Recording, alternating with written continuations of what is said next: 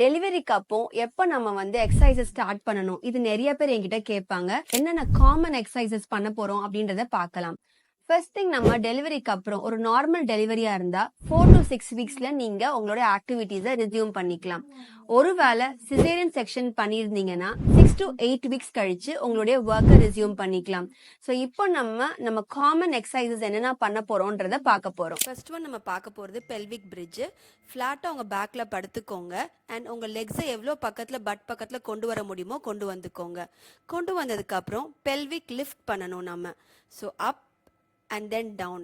And most of the time நீங்கள் வந்து down பண்ணும்போது ப்ரீத் இன் பண்ணுங்க அண்ட் அப் பண்ணும் போது நீங்கள் ப்ரீத் அவுட் பண்ணிக்கோங்க. இது கான்ஸ்டண்ட்டாக ஒரு 5 to 10 டைம்ஸ் இப்படியே பண்ண ஆரம்பிக்கலாம். இதுக்கு பேர் பெல்விக் லிஃப்ட். அண்ட் இதே பொசிஷனில் சப்போஸ் நீங்கள் இருந்துட்டு ட்விஸ்ட் பண்ணீங்கன்னா அதுக்கு பேர் பெல்விக் ட்விஸ்ட்னு சொல்லுவோம். So right and then left, இது பெல்விக் ட்விஸ்ட்.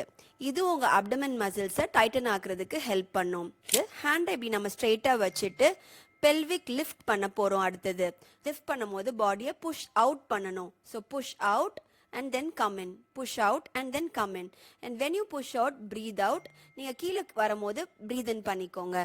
இந்த மாதிரி 5 to 10 டைம்ஸ் பண்ணும்போது உங்களுடைய abdomen muscles strengthen ஆகிறதுக்கு ஹெல்ப் பண்ணும்.